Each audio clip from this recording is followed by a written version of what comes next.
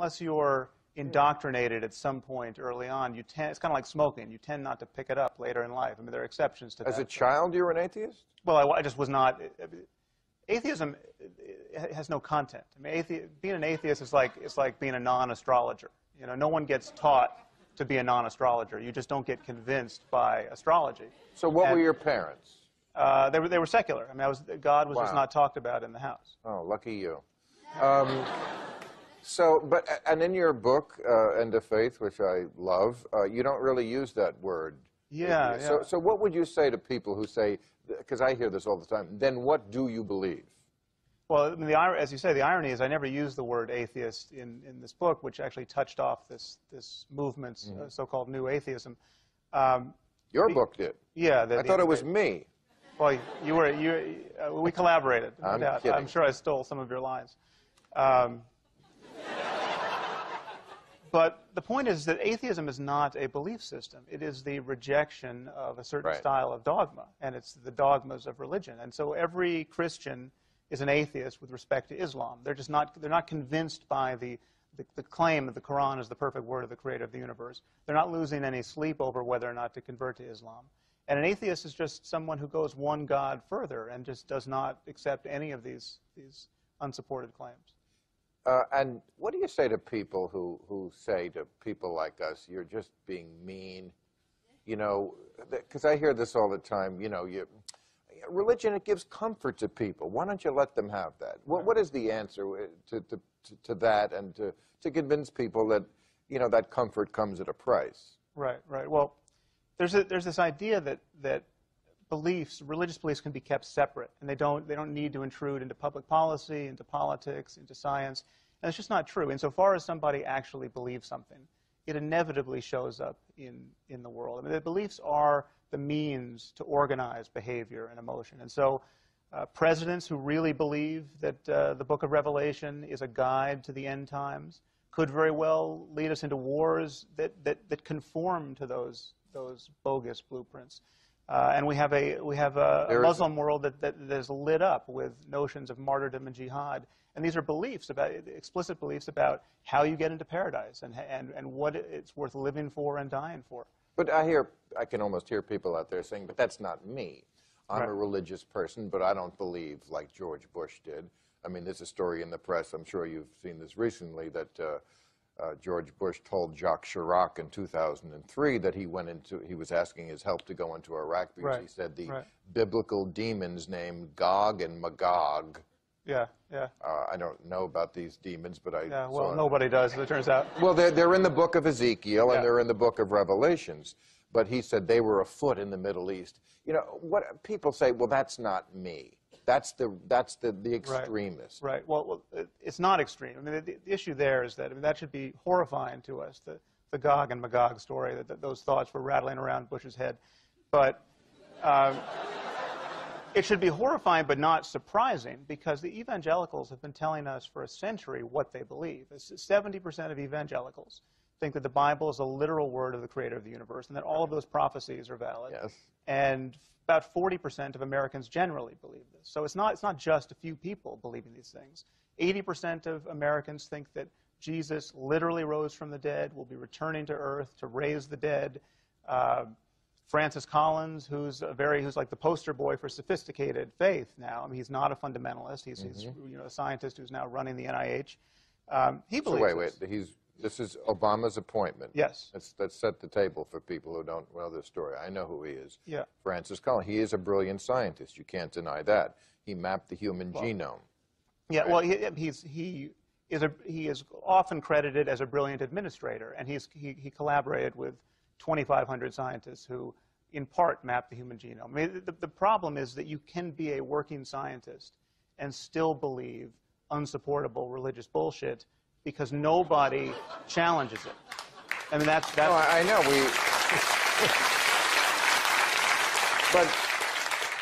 And Obama has appointed him to be the head of the NIH, which is the National Institutes of Health. Right.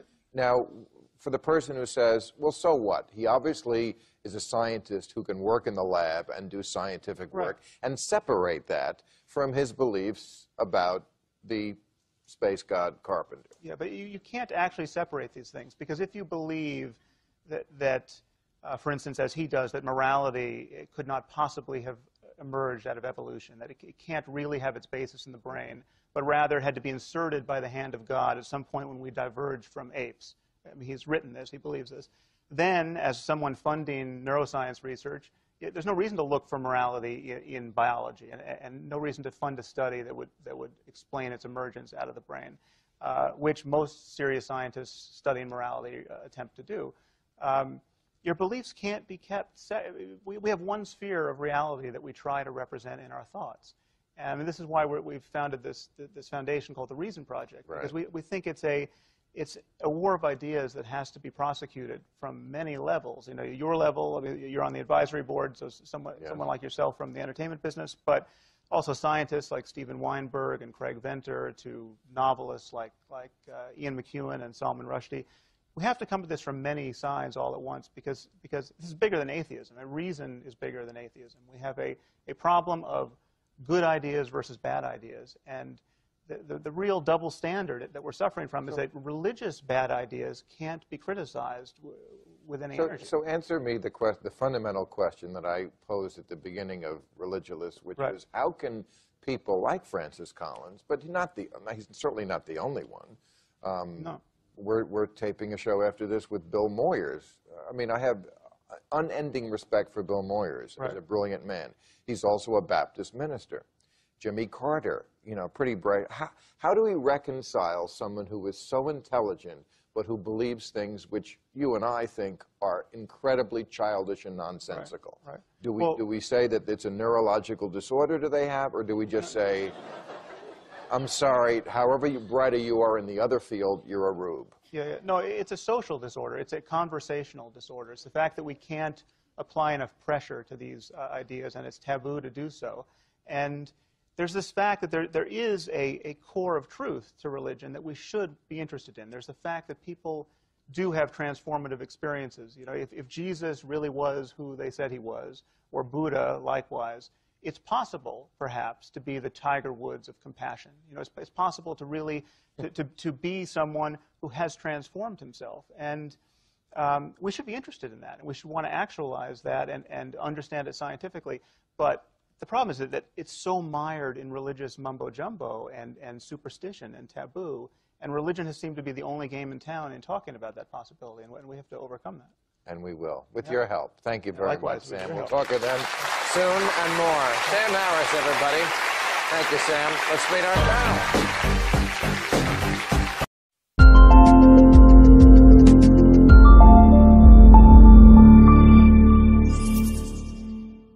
All Africans. I know our president is a loud tribesman.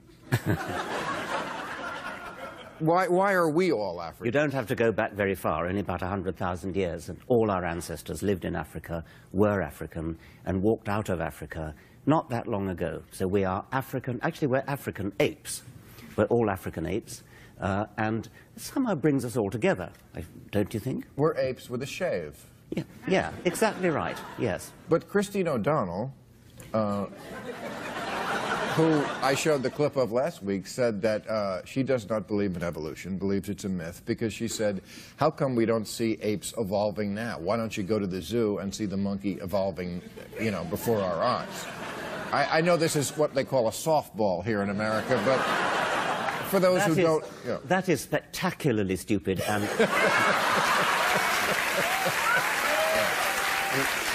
It's not... I love the British, the way they can get away with it. It's not just that it suggests that she thinks that monkeys turn into humans overnight, but it's also the fact that monkeys are very good doing what they do. They live up trees, and it's a very good thing to be a monkey if you're up a tree. You might as well say, why aren't humans turning into monkeys? Because we have a common ancestor with monkeys, which lived about 20 million years ago, and we've both been evolving ever since. That's as simple as that. And what about throwing the poop? Well, I've known that to happen, if not in real humans, at least in human cartoons. But that does seem to suggest that the monkeys are more primitive, more interested. Well, primitive means primitive means more like ancestor. And so if we looked at the common ancestor of humans and it's up there, and then we come down. That common ancestor would have looked much more like a monkey than it looks like a human. So we probably would have called it a monkey, yes. And the people who say evolution, you know, not real because we can't see it, this kind of stuff, in your book, which is marvelous, interesting, even to the layman, which is what I am, the layman, if I could appreciate it, anyone can, because I'm not a science person. You talk about, for example, the fact that lizards, even in our lifetime, were moved to an island, right, where they never were before, and we saw it in just a matter of decades. That's right. I mean, most of evolution happened before we were born and took much too long for us to see, but there are just a few examples, and these lizards is one. They were moved from one island in the Mediterranean to another, and within a couple of decades, they had evolved a completely new diet, and that had changed their jaws, even changed their stomachs, and they now got stomach valves. In just a couple of decades, just think what could be achieved in 1 million years, 100 million years. So when people say the Bible is real, what they're really saying is that ancient people somehow have more knowledge of it, somehow more wiser. That's silly, right? Because wisdom develops on the shoulders of other people. I mean, there could be no Einstein without Newton. There could be no, right? Yeah. And we're not even talking about the ancient Greeks, and we're talking about a tribe of wandering Middle Eastern herdsmen. I mean, why would they have any wisdom about the origin of the world or the origin of anything else? That particular myth is the myth that just by sheer chance, the Judeo-Christian myth, happens to have come to our civilization. There are thousands of myths in the world. None of them are any better than any of the others. Some of them are a lot more poetic than that one. But that's all you can say. And you have a campaign, I know that I saw you speak on YouTube very eloquently about this OUT campaign. Oh, the OUT campaign. Well, it's even written on the T-shirt, which, by the way, you can get from richarddawkins.net. And you also look up... You're not so evolved that you're above a plug. I know. Sorry about that. And the OUT campaign is there too. The OUT campaign, it's partly... Sorry about that. And the OUT campaign is there too. The OUT campaign, it's partly come out as an atheist. Don't be afraid to come out. It's not... but we're not in the business of outing people. People may out themselves, and all we do is encourage them. Keep religion out of schools, keep religion out of politics. I want to hear your answer to the people, because I saw you speak about this, who say, well, you know, atheists are responsible for really all the horrible things that have happened in the last century, because Hitler and Stalin and Mao were all atheists, and look what they did. Hitler was a Roman Catholic, and even if he wasn't, which he was, even if he wasn't, his soldiers, his foot soldiers, those who actually did the horrible things, were either Catholic or Lutheran, and they had been schooled for centuries to hate Jews. Both Catholics and Lutherans had been trained to believe that Jews were responsible for killing Jesus. So Hitler had a ripe field to plow there in the Christian heritage of Germany. But could I add something to that? Because I've thought about this, I've been confronted this with myself many times, which is that I think people get hung up on the word religion. Hitlerism, Stalinism, Maoism were state religions. They were religions, of course. And Hirohito in Japan was a godlike figure. Yeah. The real crux of it is that any time that people give up on logic and put their faith in someone, Kim Jong-il, in North Korea, the mythology around him. They said that the first time he played golf, he had 11 holes in one. Yes, right, yes. That's religion. That's right. And the point is that there is no logical pathway that would lead you from atheism to do those terrible things. Right. There is a logical pathway that would lead to that either from a Christian religion or something like that, or from one of these state religions like Nazism, like Stalinism, and so on. You really can justify doing those awful things if you believe something as strongly as religious people do. But nobody's going to go and kill for the sake of atheism. Why on earth would you? Right. Yeah. In France this week, they passed a law that you cannot wear the burqa. Now, I know you feel, as I do, it doesn't really matter what you wear, but just speak a little about what goes on in the schools of... Right. I mean, I think, as you imply, there are much worse things than the clothes you wear. A couple of months ago, I visited a British Islamic school, one of the best in the country, and the headmaster was a leading a leading Muslim in Britain, and I spoke to about 6 of the girls. Only the girls and boys are kept strictly separate, of course. And I learned that every single pupil in that school did not believe in evolution, and the pupils that I spoke to quite clearly think that the Quran is a superior source of scientific information than evidence. And they told me, for example, that salt water and fresh water don't mix. The reason? Because it says that in the Quran. Now, alas, I lacked the presence of mind to turn to the teacher sitting next to me and say, will you please, at the very next science lesson, get some salt water, get some fresh water, and mix them and see what happens? Well, and my guess is that even if she did that, and sure enough they would mix, they still would believe the Quran, because the Quran takes precedence over fact, evidence. Whether water is salt or fresh, shit floats. Thank you so much, Professor. Thank you very much. Please stay around for overtime. Richard Dawkins, everybody, and now we will meet our panel. Thank you.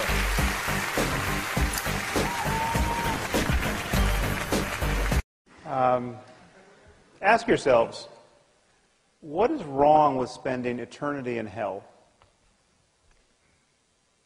Well, I'm told it's rather hot there, for one. Dr. Craig is not offering an alternative view of morality. Okay, the whole point of Christianity, or so it is imagined, is to safeguard the eternal well-being of human souls. Now, happily, there's absolutely no evidence that the Christian hell exists. Okay, and I think we should look at the consequences of believing in this framework, this theistic framework, in this world, and what these moral underpinnings actually would be. All right. 9 million children die every year before they reach the age of 5. Okay, picture an Asian tsunami of the sort we saw in 2004 that killed 250,000 people. One of those every 10 days, killing children only under 5. Okay, it's 24,000 children a day, 1,000 an hour, 17 or so a minute. That means before I can get to the end of this sentence, some few children, very likely, will have died in terror and agony. Okay, think of the parents of these children. Think of the fact that most of these men and women believe in God and are praying at this moment for their children to be spared.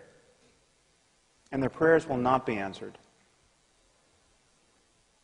Okay, but according to Dr. Craig, this is all part of God's plan.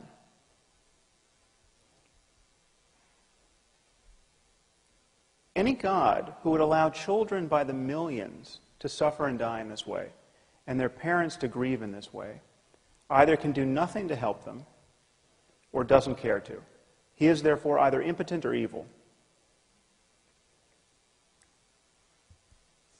And worse than that, on Dr. Craig's view, most of these people, many of these people certainly, will be going to hell because they're praying to the wrong God. Just think about that.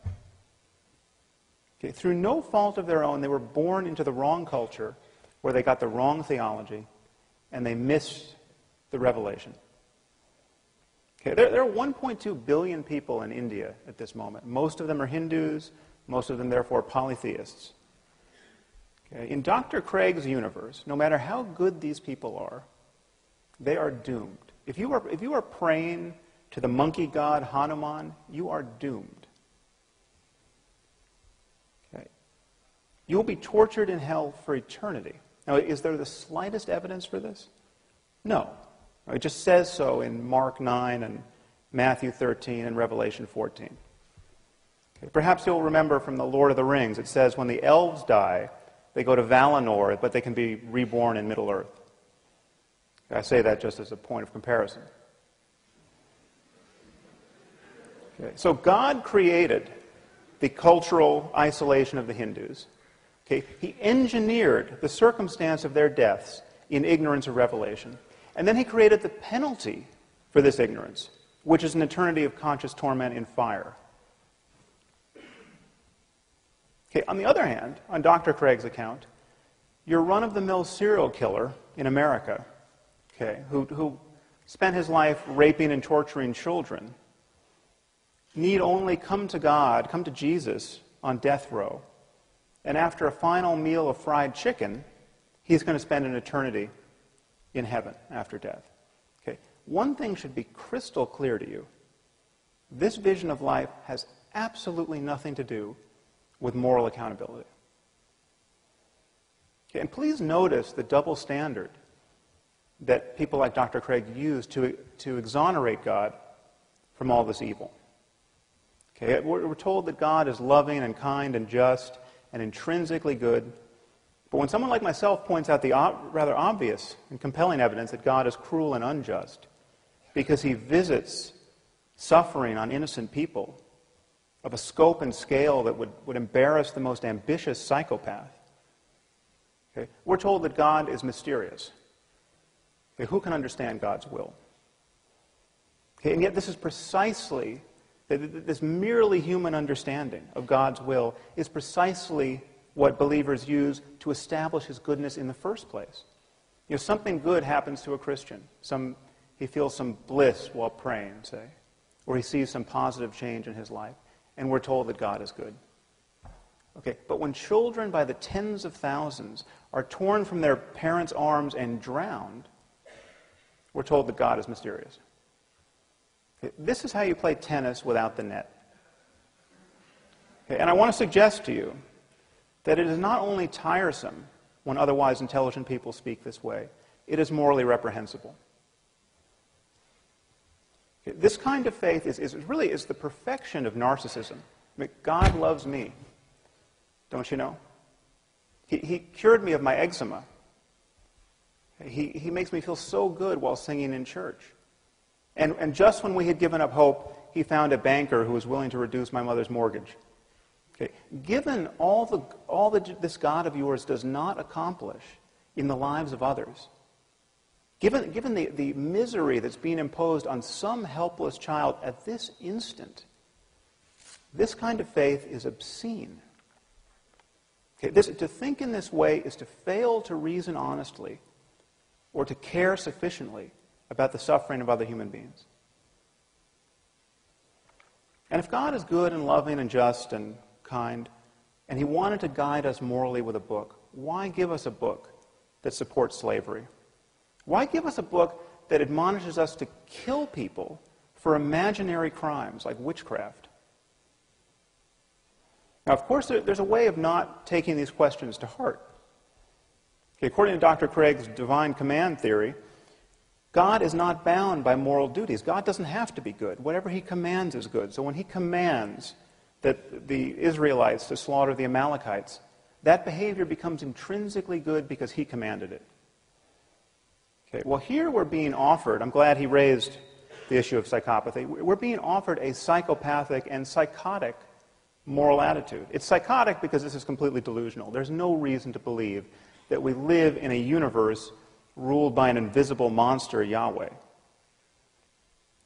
But it is psychopathic because this is a total detachment from the well-being of human beings. This so easily rationalizes the slaughter of children. Okay, just think about the Muslims at this moment who are blowing themselves up, okay, convinced that they are agents of God's will. There is absolutely nothing that Dr. Craig can say against their behavior in moral terms, apart from his own faith-based claim that they're praying to the wrong God. Okay, if they had the right God, what they were doing would be good on divine command theory. Now, I'm obviously not saying that Dr. Craig or all religious people are psychopaths and psychotics, but this, to me, is the true horror of religion. Okay, it allows perfectly decent and sane people to believe by the billions what only lunatics could believe on their own. Okay, if you wake up tomorrow morning thinking that saying a few Latin words over your pancakes is going to turn them into the body of Elvis Presley, okay, you have lost your mind. Okay, but if you think more or less the same thing about a cracker and the body of Jesus, you're just a Catholic.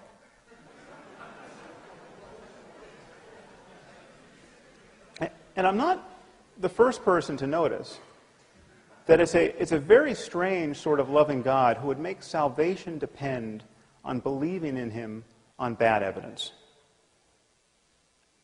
Okay, I mean, if you lived 2,000 years ago, there was evidence galore. I mean, he was just performing miracles. But apparently he got tired of being so helpful.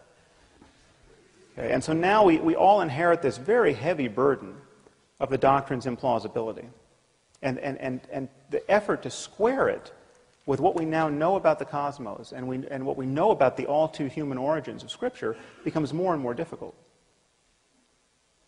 And it's not just the generic God that Dr. Craig is recommending. It is God the Father and Jesus the Son.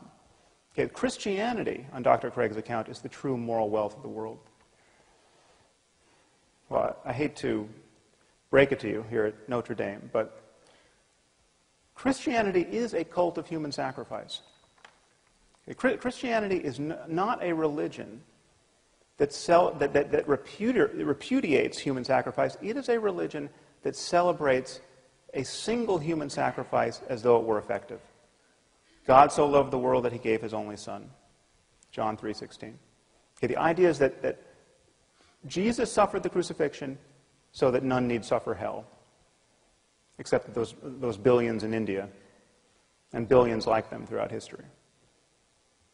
Okay, this is a stride.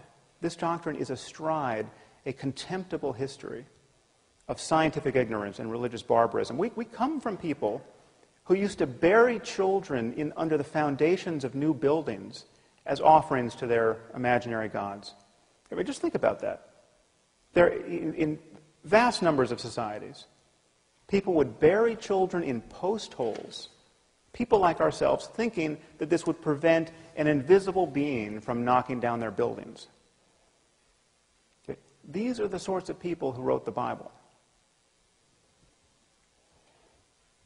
Okay. If there is a less moral framework than the one Dr. Craig is proposing, I haven't heard of it. Does God exist? Is religion a force for good or evil? Can religion and science go hand in hand? To find some answers, I've come to Oxford, home to the oldest university in the English-speaking world and the place where I studied as an undergraduate. One of the jewels in the city's crown is the Oxford Union, the debating chamber that's witnessed such legendary orators as Winston Churchill, Benazir Bhutto, and of course, Kermit the Frog.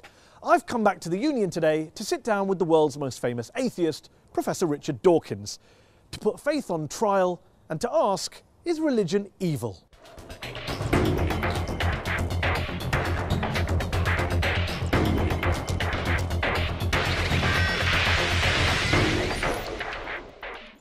Muslims riot in protest against a truly awful film demonising Islam. Dozens are killed. The Quran, if found guilty, can be burned. A Christian pastor in Florida tries to burn a copy of the Quran and ignites global pandemonium. Even Buddhists are at it, attacking the Muslim minority Rohingyas in Western Burma. And of course, the conflicts plaguing the modern Middle East are often blamed on ancient hatreds between the children of Abraham. Remember 9/11? Was this religiously inspired terrorism? Thousands died. Yet here's the thing. Societies without faith haven't fared much better. Communism banned all religions, as Joseph Stalin and Mao Zedong systematically slaughtered millions of their own countrymen. Is science any better? Since Galileo and Darwin, scientists have sought to stamp out ignorance and unravel the mysteries of the universe. But science has also poisoned the environment, unleashed killing on an industrial scale, and now threatens our entire planet. My guest today, however, stands firmly on the side of science and has provoked controversy with his attacks on religion. Ladies and gentlemen, Professor Richard Dawkins. One of the most prolific thinkers of his generation, he shot to fame in the 1970s with his research into genetics, and his book, The Selfish Gene, transformed evolutionary biology. His most famous work, The God Delusion, sold millions of copies, and has been translated into more than 30 languages. Richard, thanks so much for joining us here on Al Jazeera. Before we go any further, I just want to check something. Are you an atheist? For all practical purposes, yes. Nobody can actually say for certain that anything doesn't exist. But I'm an atheist in the same way as I'm an a-leprechaunist and an a-fairyist and an a-pink unicornist. So you're not 100% sure God doesn't exist, but you're sure enough to make it practically... I'm as sure as you are sure that fairies and leprechauns don't exist. And do you see an equivalence between the idea of God and the idea of a fairy and a leprechaun? The evidence for both is equally poor. You say in The God Delusion, one of my favourite sentences that jumps out of the page, that the God of the Old Testament is a petty, unjust, unforgiving control freak, a vindictive, bloodthirsty ethnic cleanser, a misogynistic, homophobic, racist, infanticidal, genocidal, filicidal, pestilential, megalomaniacal, sadomasochistic, capricious, malevolent bully. As a piece of rhetoric, superb. But do you really believe that? Congratulations on getting megalomaniacal right, by the way. Most people fumble on that. Yes, if you've actually read the Old Testament, I think you would have to agree. It's hideous. It's an the God of the Old Testament who is a monster. But also the God of the Quran, the New Testament, the Hindu scripture? Well, the God of the Quran, I don't know so much about. The God of the New Testament is widely advertised as being a bit more gentle. And certainly, on the whole, he is. There are things about the New Testament that I find, in a way, almost more objectionable than the Old Testament. But the sheer horror of the character, I said he was the most unpleasant character in all fiction, because I regard it as fiction, of course. And yes, he is. I mean, he's jealous, he's vindictive, he's callous, he's cruel. And yet this is a God that is worshipped by, loved by, adored by, well, followed by millions, billions of people. I hope not. I hope that the God that is adored by millions of people is a grown-up kind of God who is no longer... I hope that most people the kind of people I would like to know who worship and admire him, regard those stories as not literally true. Now, there are some who do regard them as literally true, and I suspect they either haven't read the Old Testament or they're not the kind of people I would wish to know, because you do not want to worship a character like that. By all means, worship some kind of great spirit of the universe, some kind of creative intelligence who created the universe, but don't worship this vile, vindictive monster of the Old Testament. Why throw around these sweeping statements about religion? Not the God of the Old Testament, but religion itself being evil. I mean, do you believe religion is evil? No. But you say plenty of times in this book that religion is evil. You said in a speech famously that I think a case can be made that faith is one of the world's great evils, comparable to the smallpox virus, but harder to eradicate. I do think that, yes. Because what I'm talking about there is faith, where faith means belief in something without evidence. Because if you believe something without evidence, then that justifies anything. You're no longer vulnerable to somebody coming back at you and saying, hang on a minute, let me argue the case. If you believe it without evidence, which is what faith is, then you don't argue the case. You say, no, I'm not arguing that case. This is my faith. It's mine. It's private. I don't dissent from it. I don't retreat from it. You're just going to have to accept it. Now, that is evil. And yet you spend so much of your time debating people of faith. So clearly people of faith are interested in having discussions. They're not just all blind believers insisting on their way of... Well, nobody said anything about all of them. I mean, the vast majority of religious people are perfectly good, nice people, as you are. There's no suggestion I've ever made that all religious people are evil. Of course not. There is a logical progression that goes from believing in faith, having faith that your God tells you to do something, and doing terrible deeds, like suicide bombing, like flying planes into skyscrapers. The vast majority of people of faith don't do such terrible things. But those people who do terrible things do it believing that they are righteous and good and they think that they're doing the will of their God. So they're not evil people, they're actually good people by their own lights. They believe they're doing good things, and that's why religion is evil, because it can make you do evil things believing that they are good. Do you really believe that people who go out and carry out suicide bombings, it is faith, religion is to blame, not geopolitics, not the world, not their lives, not what's going on around us, it's religion, plain and simple? Not always, it's not in the case of the Tamil Tigers, for example, but I think in a great majority of cases it is, and I think it certainly makes it a hell of a lot easier. The evidence is plain that in many Islamic suicide bombers, you talk to them, those who fail, you talk to them afterwards, they've got paradise on the brain. They're desperate to go to a martyr's heaven. And that's what they think about. Professor Robert Pape of the University of Chicago studied every known case of suicide terrorism, 315 cases. And he came to the conclusion that there's, quote, little connection between suicide terrorism and Islamic fundamentalism or any of the world's religions. The taproot of suicide terrorism, he says, is nationalism. It's about land, it's about power, it's about politics. It's not about faith. Faith is just a cover. What do you know that he doesn't know? Well, I've seen other evidence. There are different people say different things. I've seen plenty of testimonies of suicide bombers who have said precisely that they do it because they want a martyr's paradise. Do you include the 7/7 bombers in that case as well? Yes, I believe so. Have you watched their suicide videos? I'm not sure that I have, no. They talk about Afghanistan, they talk about Iraq, they talk about crusades, they talk about war between the West and the Muslim world, they talk about invading armies. I mean, there's a lot of real world stuff in there. I'm not saying, of course not, that faith doesn't play a role, but I'm just interested in this idea that you think faith is the issue. You said in a very famous column you wrote 4 days after 9/11 that this came from religion. There are enormously good reasons for people to take political action, and this we see in Northern Ireland, we see it in Afghanistan, we see it in Sri Lanka, where the Tamil Tigers operated. So yes, there are political reasons, but the promise of a martyr's heaven, which is, you cannot deny that this is part of Islamic doctrine. Martyrs go straight to paradise. Yes, but not terrorists, not murderers, not criminals.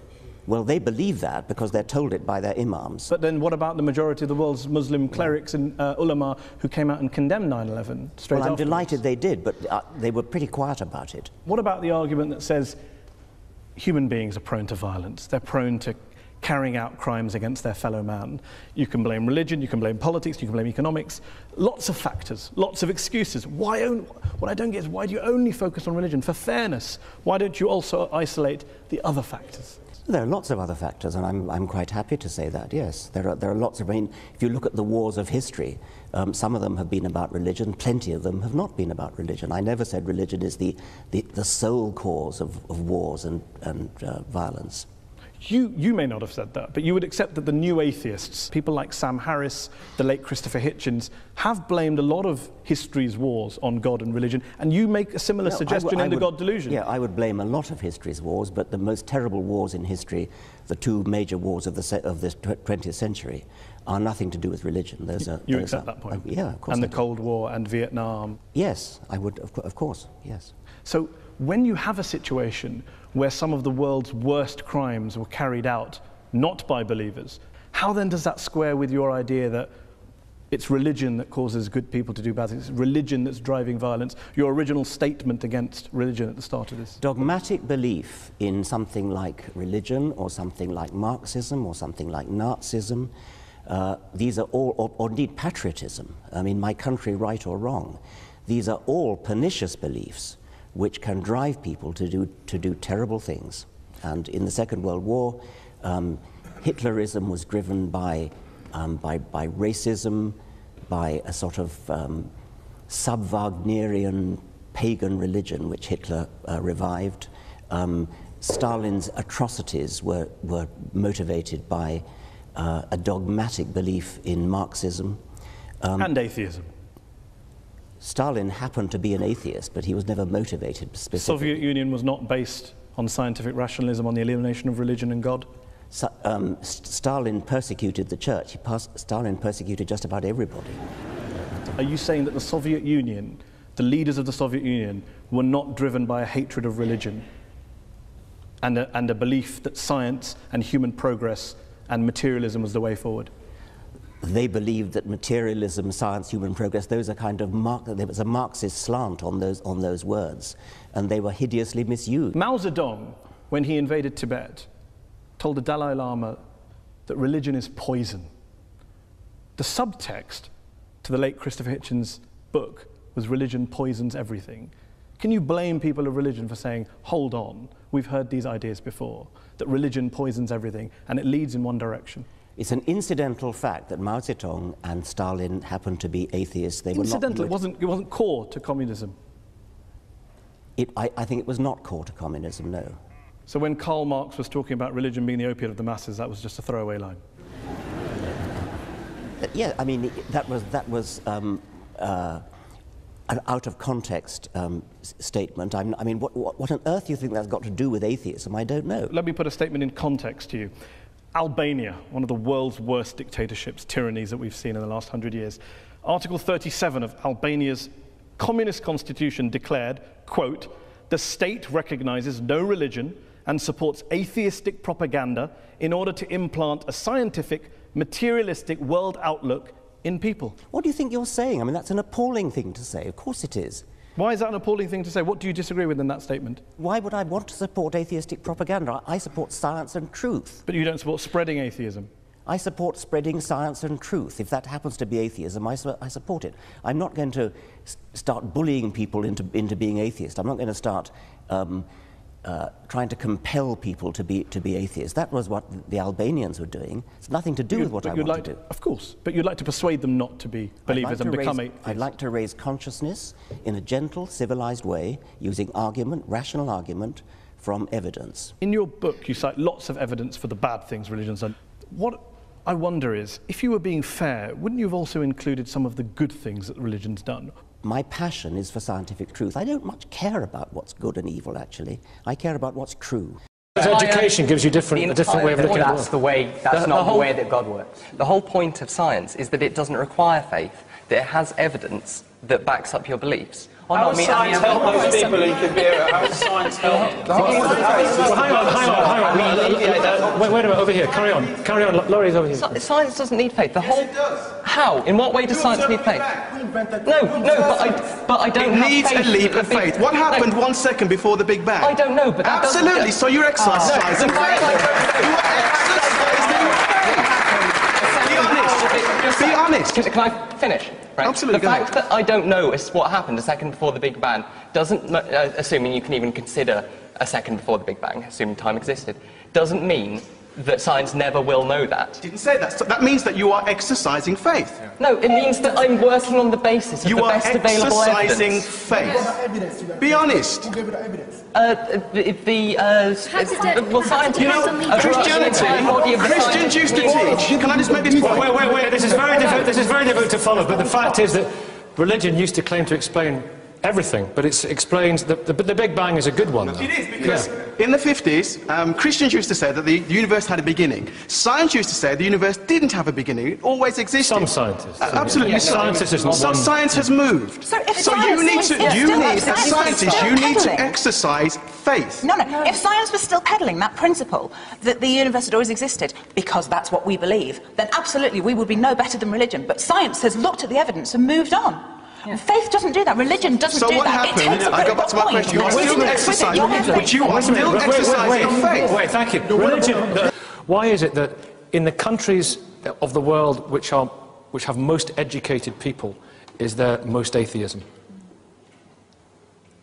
Why is that? I just socioeconomics. People find new gods, don't they? People find new, like whether it be celebrity or whether it be money, and then you come back, and then some of those people find celebrity, find money, and find actually.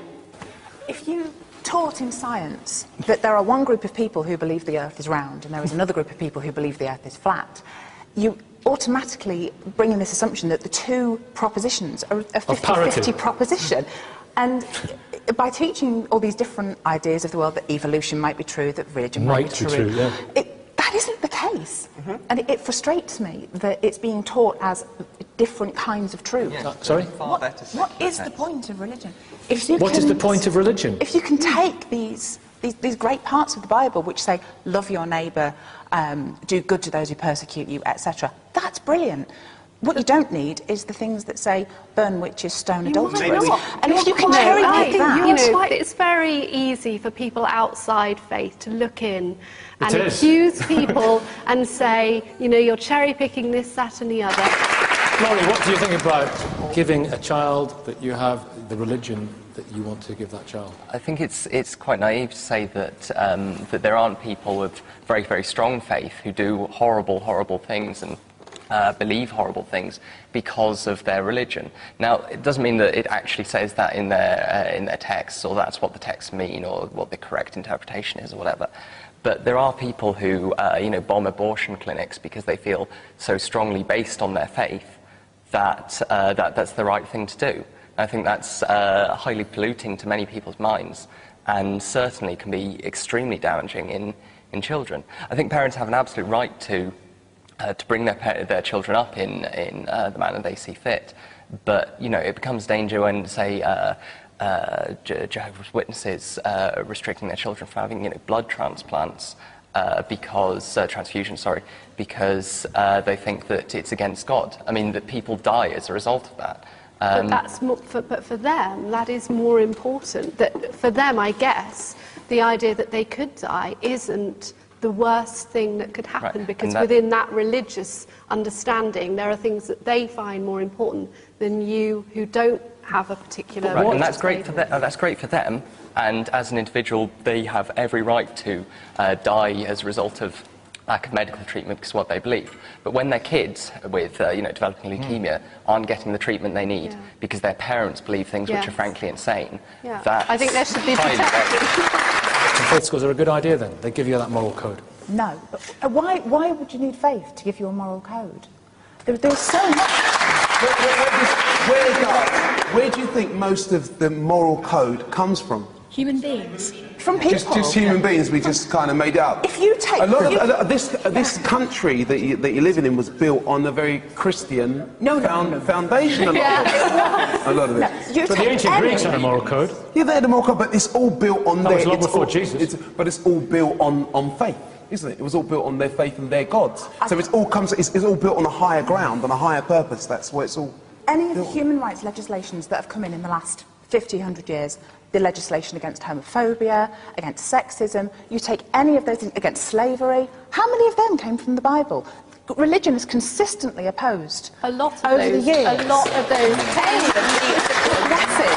Actions that our laws have come back. But I think we also need to look at the fact that human rights legislation says that children need to have freedom of religion, and parents also need to have freedom to bring their children up in a religion if they choose to. Now, obviously, you have to balance that against human the rights laws often compete against each other, don't they? You know, you balance it against the right of the child to make their own decision to leave a religion if they want to. For example, the process of evolution. And they say that deepens their faith because it is so amazing. Yeah, completely. I think science, I'm not a scientist, but I find myself hearing these scientific developments in quantum physics, and as far as I do understand it, I stand in awe, and I think it's amazing and awesome, and I'm inspired in wonder. I don't have a kind of breakdown in my faith, because I'm not reading the Bible like as you say, like a manual or a textbook or a scientific... Excuse me. It's pointless. I'm sorry to interrupt you, but, you know, if you get rid of the Bible and say that you have to follow evolution, then the whole basis of the Bible breaks down. The whole basis, the whole point of us being here, the whole concept of sin. Your faith may break down if you don't believe in creationism, but it doesn't. It's very disingenuous of Christians to There are many people who read that, many scientists, and it has deepened. I know Christians deepened their faith because it is such a because it means, well, if you believe in evolution, it means that the whole basis... It's not a question of believing in evolution. The Genesis story is not a science... Laurie, when you hear phrases like that, believing in evolution, what do What do you think? I think it's lovely when people are able to, reconcile their beliefs, and they're welcome to them. The problem is that a lot of, as this man's demonstrating, a lot of religious people make scientific claims, make claims about the natural world, whether that's the virgin birth, whether it's the nature of the development of life on this earth. They're making claims which can be testable by science, are hypotheses which can be tested with evidence, and time again they've been demonstrated to be inaccurate, to not hold up to the best evidence we can get. Now, if you want to have faith in God and believe that there's some kind of spiritual force in the universe, that's fine, great. And I know plenty of scientists who have that kind of belief and believe in science. When you're making claims about the natural world that simply aren't true, then you're wrong.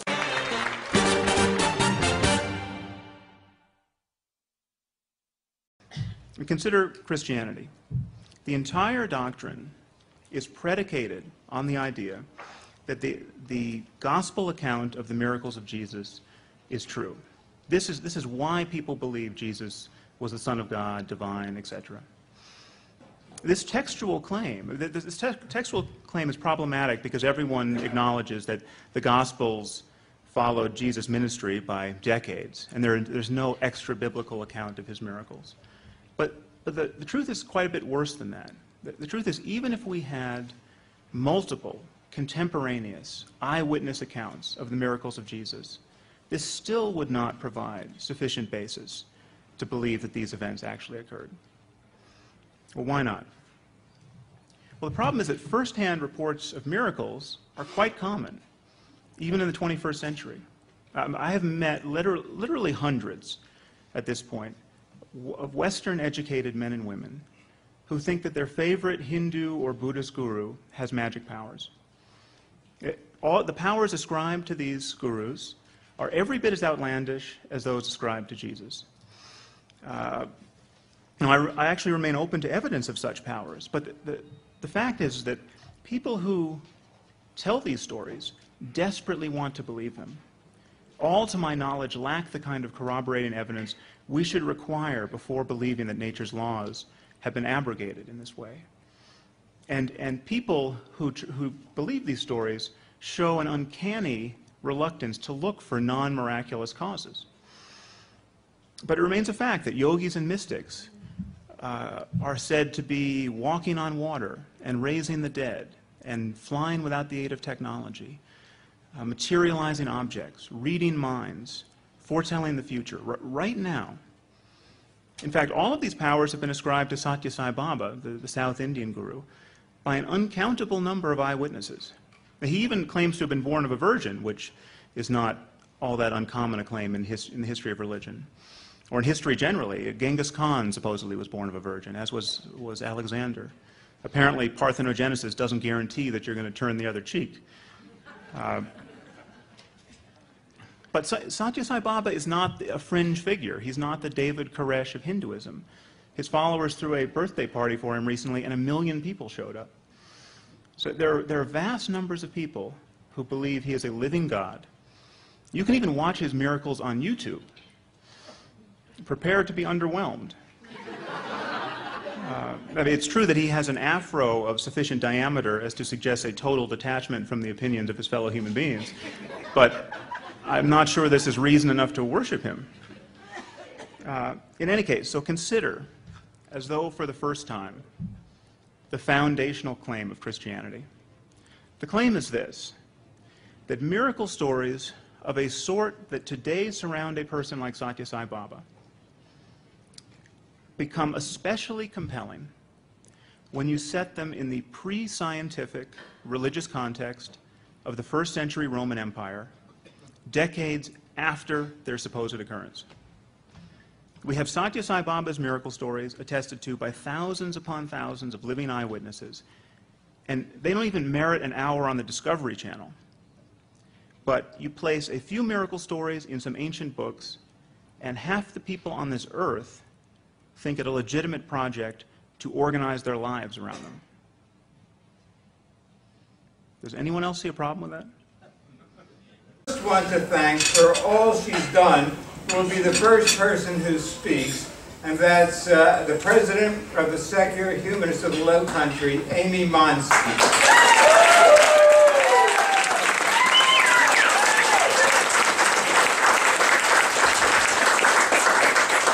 also happens to be the coordinator of the Secular Coalition for South Carolina. She started the first Camp Quest in South Carolina and has done many more things. After Amy says a few words, we'll have Elizabeth Cornwell, who's executive director of the Richard Dawkins Foundation, followed by Sean Faircloth, who gave that rousing introduction last night, and is also director of policy and strategy of the Richard Dawkins Foundation. And then we'll have some other guy say a few words without the word foundation. But first we'll have Amy Monsky.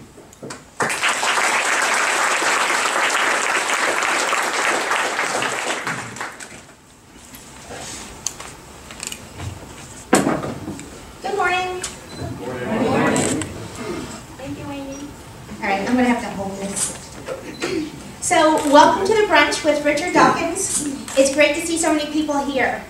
It's been an exciting weekend. We have filled every place we've been this weekend, starting with Yo Burrito when we reserved just the back section. And for those of you that were there, you saw that we not only took the back section, we took the entire restaurant. After we filled Yo Burrito, then we filled the auditorium and 3 overflow rooms, and people were just everywhere. And today we're filling this ballroom. So as you can see, we are definitely not alone.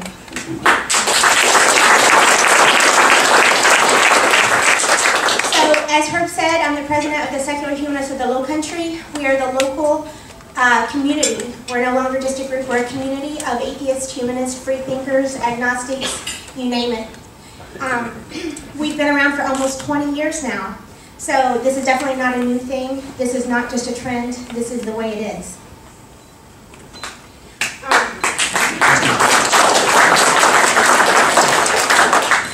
We do lots of things each month, lots of fun activities. Many of them are social. We do monthly speaker meetings. We are bringing Andy Thompson in this month. He'll be the speaker next Sunday. That's at 4 o'clock. If anybody that's not familiar with what we do, he'll be here at 4 o'clock at Gage Hall at 4 Archdale Street. He's going to talk about why we believe in gods. We also have a... Not us. You don't believe in a god? I think I might be in the wrong place. Okay, also we have a movie club, we have a book discussion group, we have happy hour, we started a trivia night each month. We do all kinds of fun things. We have a family group, a family support group, and we do a family activity each month.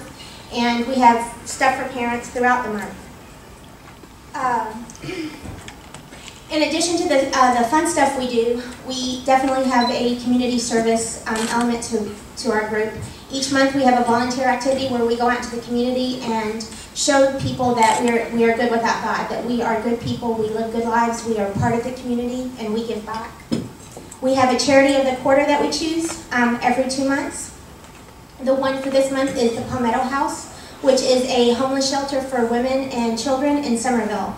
And we are going to do, as part of the Somerville Cares Day of Service in May, on May 4th, we've adopted them and we'll be doing a community service project there where we're renovating their outside patio area.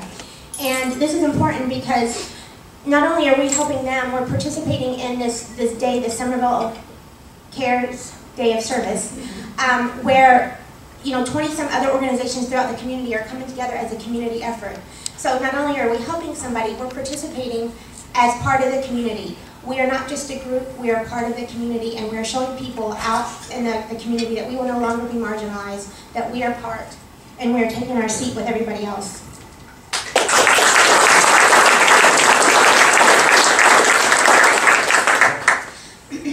Along the lines of showing everybody that we're not going to be marginalized anymore, I'm sure many of you are familiar with the Flowertown Festival. For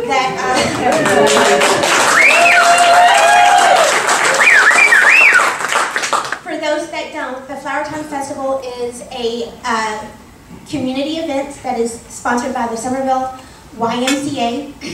It's one of the largest art fairs in the Southeast.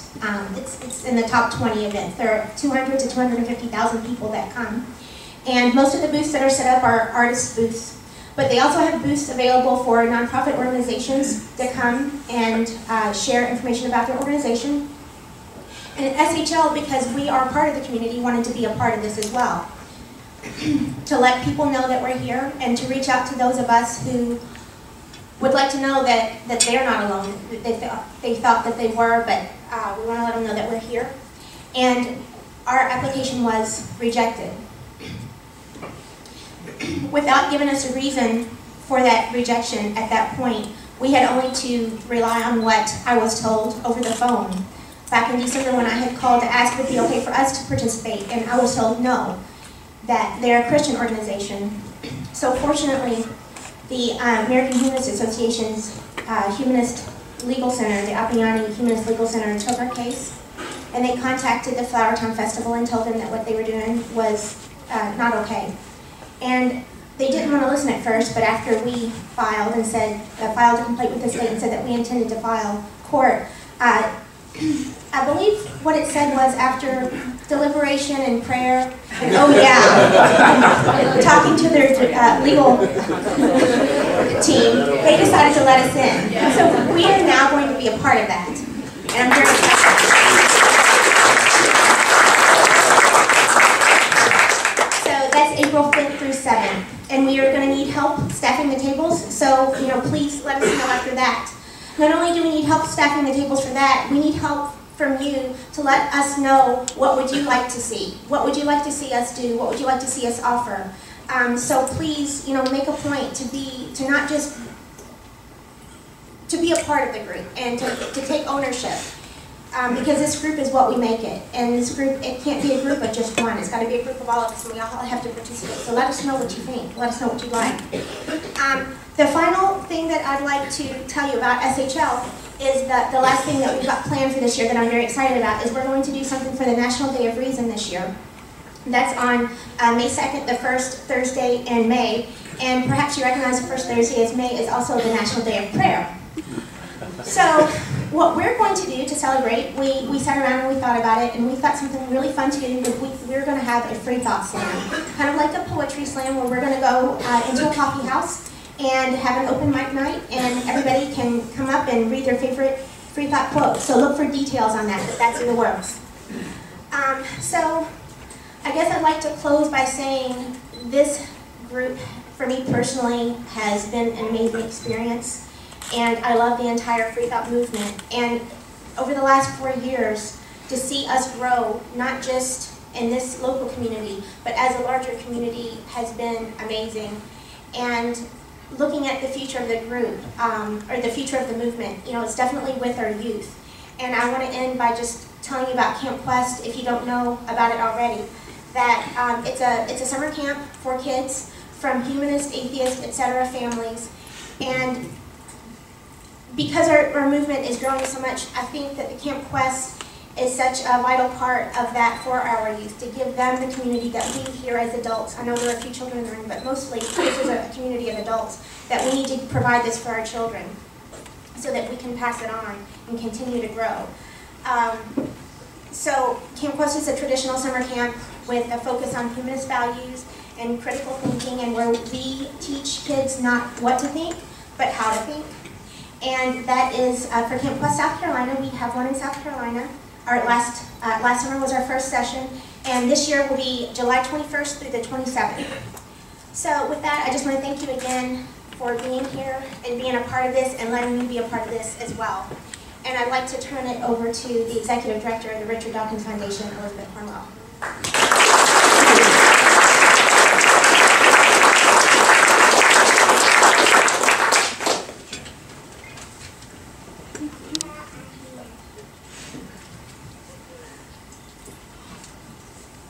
Good morning. Charleston is just a beautiful city. It's the first time I've been here, and it's just lovely. I do want to pay special thanks to Sharon and Herb Silverman, who've been our hosts here. But also, Herb has been niggling me for the past, 8 months, knowing that Richard was going to be coming here, saying, can he come to Charleston? When can Richard come to Charleston? And it's not always easy to say yes because we don't, this Richard's schedule is pretty tight, but I'm so glad it finally worked out. So thank you, Herb, for being persistent.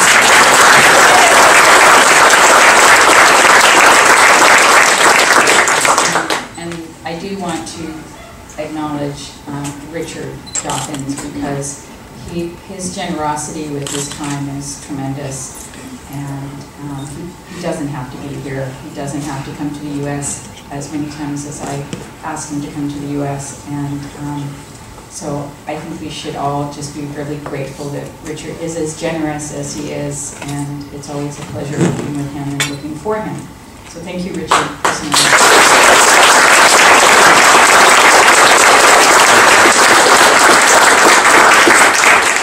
I'm just going to tell you a few things about the Richard Dawkins Foundation here in the U.S. We just, in fact, Richard was just in Miami. He was visiting a professor there, and we did a rather large talk in the, Richard did in the basketball court, and we had well over 4,000 people attending that talk. It was a great crowd. And that same day, we also launched our Spanish language website, which is has the look and feel of our English language website. It's pretty much run by a group of people in Mexico City. So it does translate some of our articles into Spanish, but mostly what this group does is find articles that are pertinent to the Spanish language communities.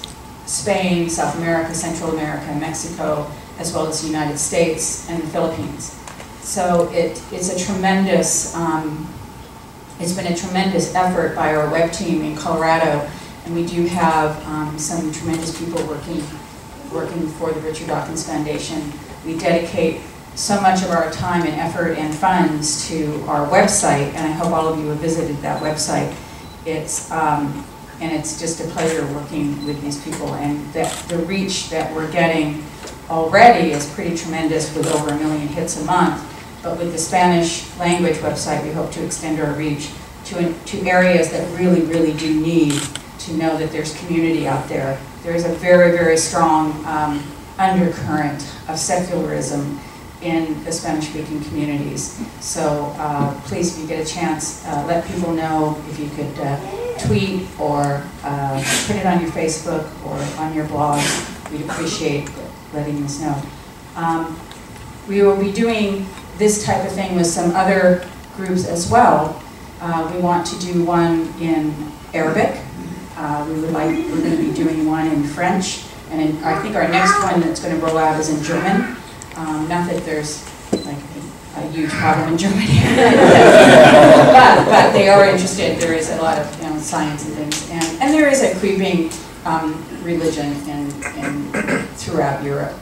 So we're looking for people who can actually sort of run the website. So it's not us, it's not people who are not within the community who are running the website. We want people in that community. We also hope to do one with African Americans, with gay and lesbians, with ex-Mormons, ex-Muslims, and so on. So we're growing that, and hopefully we will eventually reach every corner of the world. And your support has in letting other people know about this website really, really does help us. And the foundation is also involved, obviously, in bringing Richard around to different areas to speak.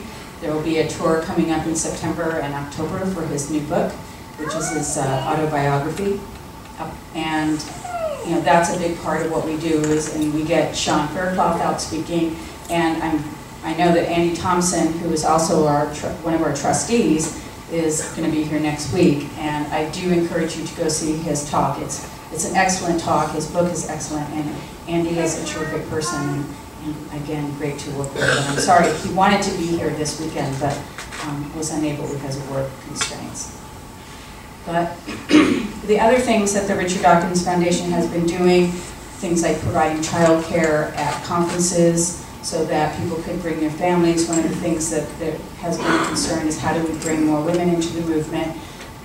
And of course, one of those things, women tend to be the provider for childcare, so we try to offer childcare, and that seems to have gotten a good response. And for more things that we're doing, we have done things with non-believers giving aid in terms of raising money to help in disasters. We've raised over $500,000 for Haiti, and have raised money since then for to helping others. But mostly it's trying to reach out and let people know that there is a community, that there are lots of people, and I think we really saw that last night, the fact that we had to turn people away. And I do want to mention that for anyone here who didn't get to see that, within the next 2 weeks we should have the videos up. And we also have, was anybody there for the taping with Richard and John Huddleston? Okay, so that's what I remember. So people were showing up so early. Richard interviewed John Huddleston, who is a professor of biblical studies at the University, or it's not University, College of Charleston. And we went to the auditorium earlier, and much to our surprise, there was already people showing up, and this was at 3:30. So we took advantage of it, and we had some people sit down in the front of the audience and conducted the interview on stage, and that will also be on our website very, very soon. And again, one of the things that we do and we pay for are to have these events filmed, put on our website for free so that people can download them. They can share them with their friends. They can send them off to others. We're about communicating. We're about trying to get as many people to understand how we feel as secularists, as atheists, not as much to convert people, but at least give them the opportunity to read about why we are atheists and secularists, and why, as a community, we need to form together. And that leads me to introducing our next speaker, which is Sean Fairclough, who is our Director of Strategy and Policy at the Richard Dawkins Foundation. So he's on our political arm of things and understands lobbying and understands politics. And of course, as you got to hear him last night, he's an incredible speaker and able to get people excited about what we do and building grassroots organizations. We can't do this alone. Richard Dawkins cannot make changes happen on his own. Nor can Herb, nor can Amy, nor can any single individual make things happen. It takes us organizing. And as I've said again and again, if the Christian right can do it, we can do it. I mean, we have to be smart about organizing. We have to be smart about running for things like school boards. We have to be smart about writing letters to the editor. We need to let people know that we are out there, as Amy said, and not just talking amongst ourselves. We need to stand up and really take back the traditional values, the real traditional values that this country was based on. So without further ado, may I welcome Sean Fairclough.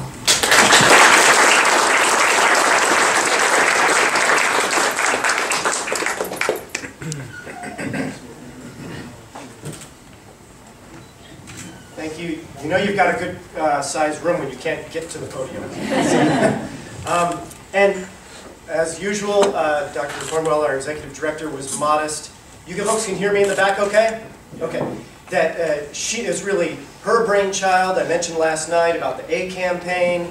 The website and all of its improvements are really her leadership that really got us there, the new Spanish language website. So we've made huge progress, and really it is largely to her credit, so let's give her a round of applause.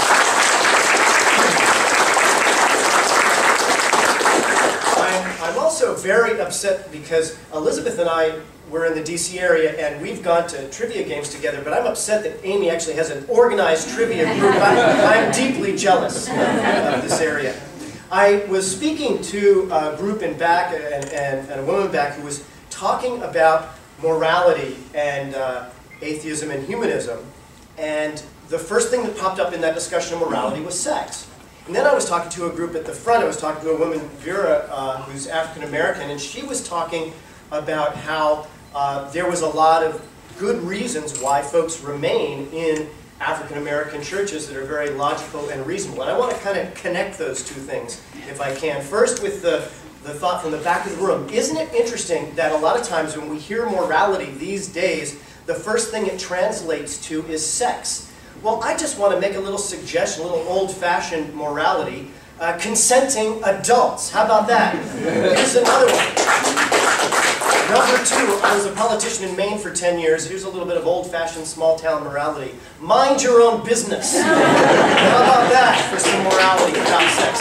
Because when I was a kid, my parents, they weren't politicians themselves, but they were involved in the political process. And at that time, they really admired, as they should have, giants who walked this earth. And 2 giants who walked this earth. One was 5'6", and his name was Martin Luther King. And another giant was 5'9", and his name was Robert Kennedy. And no 2 people ever had more death threats that they knew about, that they were told about from the FBI. They knew every day when they got up in front of huge crowds the risk that they were taking. Now, these were 2 religious men, but I want to tell you, when the ruling came down from the Supreme Court in 1962 that there won't be government-imposed, government-orchestrated prayers in public schools, what did Dr. Martin Luther King say? He said he agreed with the decision. In fact, Dr. King said he felt even more confirmed that he agreed with the decision when he found out that the racist governor of Alabama, George Wallace, was so much against the decision. He said, well, then I knew I was right. So that's where the Reverend Dr. Martin Luther King was coming from, and Robert Kennedy was coming from. And we have to recognize that there were very good things that came from the social movement in the black churches in this country, particularly in that era, and that there is common cause to be had with people who care about those values. And when Dr. King and Bobby Kennedy were walking on this earth and using that word morality, they were not talking about your naughty ways. They were talking about your children. They were talking about the future. And that's really what this is about. And I said to a few people at different tables that we're going to have a lot of fun, all of us in this room, in Iowa. Because that's the vacation spot of America. Let me explain why we're all going to Iowa in 2015 and the beginning of 2016. You know, Jimmy Carter, back in the early 1970s, said he was going to become President of the United States. 0 people believed him. Nobody knew who he was. And he came up with a troop of people from Georgia, not from Iowa, who bussed up to the state of Iowa and changed the history of how politics works in this country. I went to the Iowa caucus campaigns this most recent cycle. And it was amazing. I mean, I'm a little small-town politician. When I saw the Romney event, I saw a huge crowd of people. You know who the huge crowd of people were at his event? Reporters from Japan, Madrid, New York, Los Angeles. There were hardly any actual supporters and people. I have a friend there in Iowa that I got to meet who went around the last cycle and talked about health care. And he was just him, by himself, with a t-shirt, talking about health care. And he kept showing up and showing up and showing up. And these reporters, think of the poor reporters. They're sitting there for the entire year leading up to the caucus. They're desperate for stories.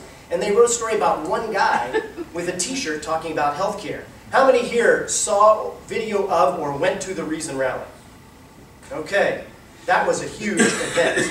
If we got half of those people, if we got the people in South Carolina coming for 1 week, and people from New York coming from another 2 weeks, and we parse it out over the course of 2015, leading up to the January 2016 caucus, with t-shirts that say, get religion out of government, define common cause, with those like in the African American churches and the liberal churches that say they're going to remove religion from government, then we have a social movement that can gain media attention like nothing else and really transform society. We need to do this together, and we need to do it, as Amy mentioned, because of the next generation. I want to mention, I think there's a young man here named Carter Dawkins Owens. Where is Carter? A little boys, and so his dad went out. Oh, he dad went out. The mom's here. But Carter Dawkins Owens is named after Professor Dawkins.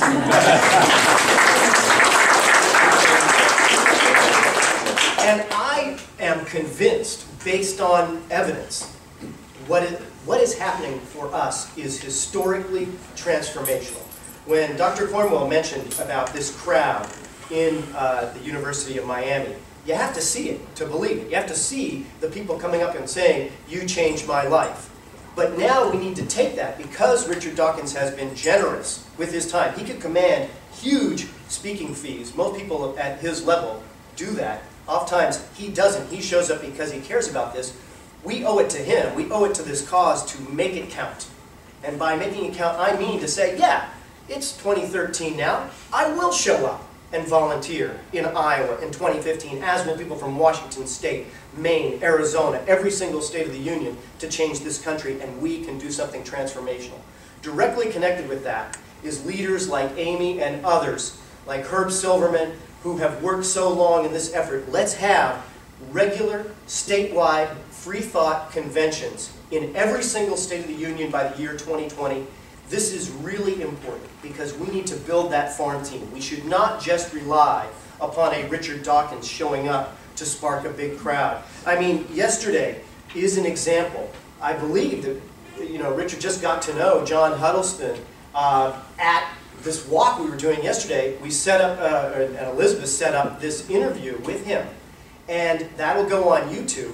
And this is someone that, if we have statewide conventions, is part of that team of people who are experts in an area, whether it's the scriptures, or whether it's church-state separation, or whether it's lawsuits on issues, so that we don't need to rely on some international star to make things happen. So these regular conventions build this community. The ACLU has chapters in every single state, the Maine Civil Liberties Union and the Arizona Civil Liberties Union.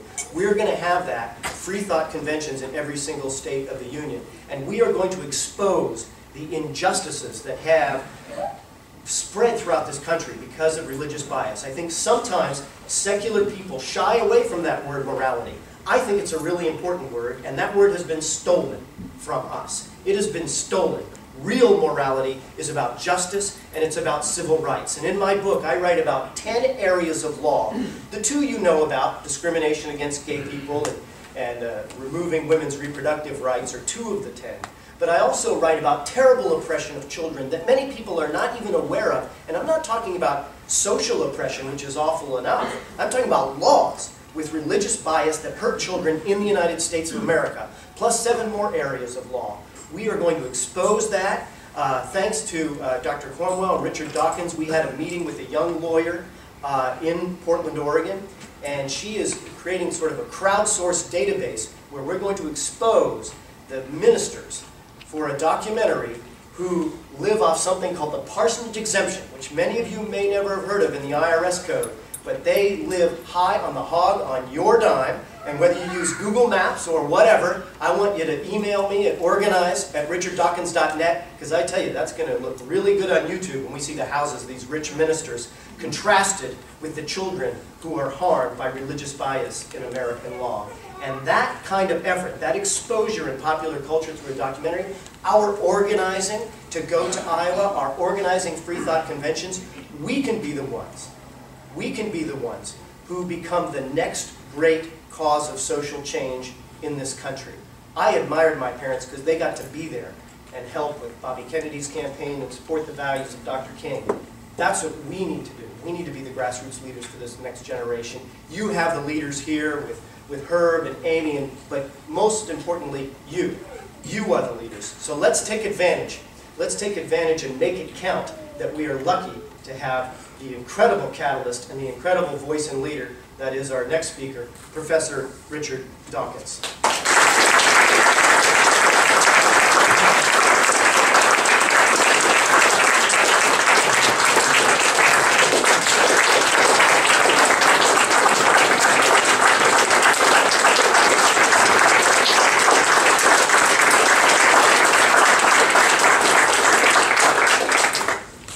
I haven't come with a prepared speech, and I shall be brief.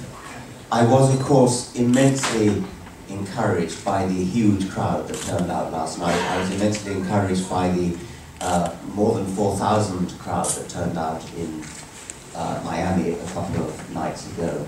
Clearly, we are on the march, and you've heard from Elizabeth and Sean the kinds of things that are going on, and Amy and Herb. So I am very, very encouraged by that. I think it's as well, though, to mention some things that are rather discouraging. many, many times before and also on this particular trip to America, I meet young people, such as people here, who say that they are atheists, but that they are disowned by their parents or estranged from their parents, or their parents have thrown them out, or their parents are not inviting them to meals and things like that, because of what I could only call bigoted prejudice. I wonder whether we could have a show of hands of people who are in any way estranged from their parents or have difficulties with their parents because of their stand. And that looks like about half the room. And that, I think, is a shocking indictment of something, and I'm not quite sure what. I don't want to make the suggestion that these problems are purely American. In Britain we have somewhat different problems, and one of our problems is, I'm sorry to say, Islam, which I think is less of a problem here. Only this morning I had an email from Lawrence Krauss, who many of you may know, a great hero of the free-thinking and intellectual and scientific movement. Lawrence spoke at a debate against a Muslim spokesman in University College London last night. And I don't know whether you know, but University College London is a beacon of free thinking. It was the first university in England to be founded on purely secular lines, and the first university in England to admit women and men on equal terms. At University College London last night, when Lawrence turned up for this debate, he found, well actually he suspected in advance, because I warned him in advance, that the Muslim organisers were proposing to have the audience segregated by sex, with the women sitting at the back, shades of Rosa Parks. I warned Lawrence about this and encouraged him to cancel the event. He contacted the organisers and was told that it was fine, they were not going to have segregated audience. He turned up at the University College London and found that indeed they were segregated. The women were sitting at the back, there was a separate section for men and a separate section for couples. Were they asked for their marriage certificate? Lawrence immediately protested and was given permission to announce to the audience that anybody could sit wherever they like. 3 young men, whom Lawrence described as nice, gentle kids, got up and moved from the men's section to the women's section. They were then descended upon by security guards who threw them out on grounds that they were a threat. Threat to whom? Lawrence then packed his bag and said he was leaving, and Lawrence walked out. Good for Lawrence.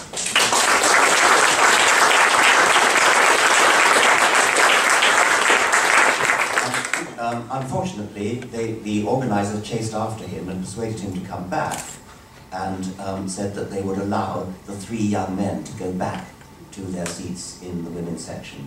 Lawrence, being a decent, polite man, agreed to go back. I'm actually sorry he did. I think he would have done better to have walked out and given this disgraceful event the publicity it deserves. I'm sorry to take your time. This is not an American issue, but it's only just happened, and it'll be up on our website, richarddawkins.net, probably by now, but I'm not sure. I've just sent it on. Another anecdote, really, that I think is disturbing. When I was in Miami 2 or 3 days ago, I was told of a teacher in a Miami school who had taught evolution, and there was a complaint by one child who complained to her parents, and the children complained to the school. The school disciplined the teacher and forced the teacher to stop teaching evolution. And as I think I told you last night, the teacher was enterprising enough to import another teacher who was a professor at the University of Miami to teach evolution.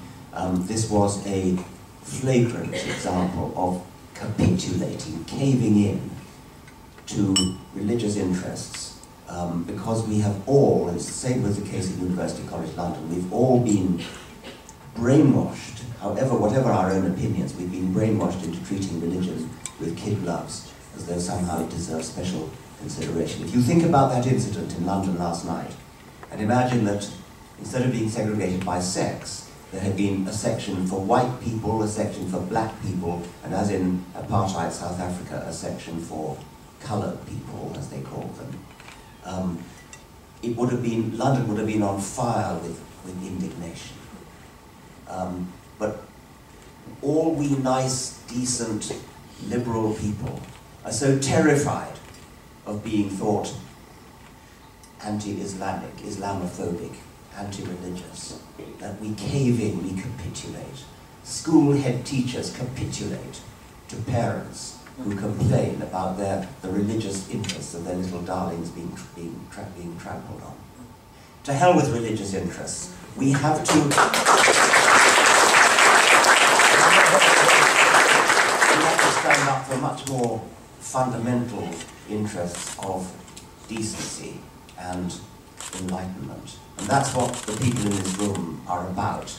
And I've been very inspired to meet people here, to see the many people who turned up last night and who turned up in Miami, the many people who turned up on our earlier trip a couple of weeks ago to Colorado, where we were, Richard Dawkins Foundation was fighting against the Good News Club. How many people know about the Good News Club?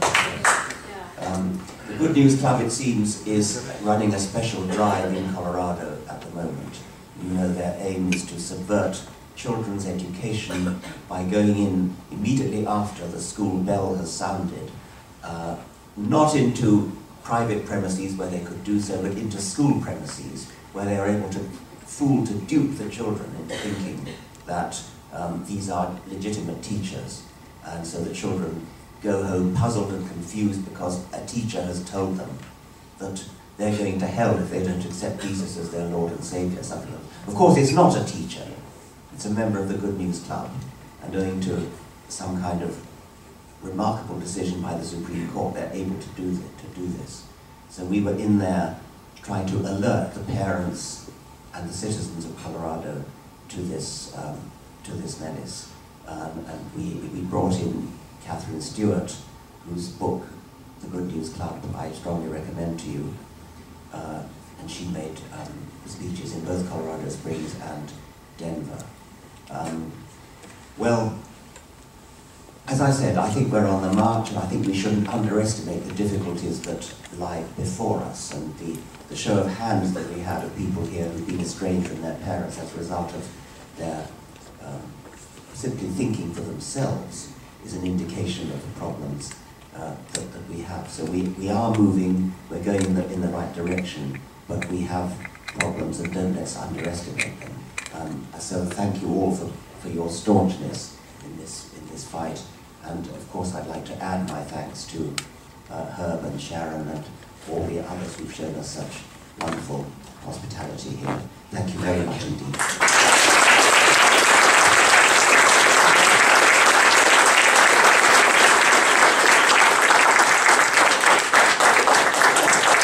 I really appreciate the generosity that he's shown in terms of time and involvement in this movement. And as he said, Richard Dawkins is not going to be around forever. He's the closest we have to infallibility in our movement, but even Richard is not infallible, and he's Professor Emeritus, just like we have a Pope Emeritus, except nobody thinks Richard is infallible or will be able to carry on forever. So as people in the Dawkins Foundation have said, it's up to people here to carry on the good work that Richard Dawkins and others have started. And hopefully in 20 years or so, people will be honoring some of you at national conventions for the work that Richard Dawkins and his group have helped inspire you to do in the future. So thank you all.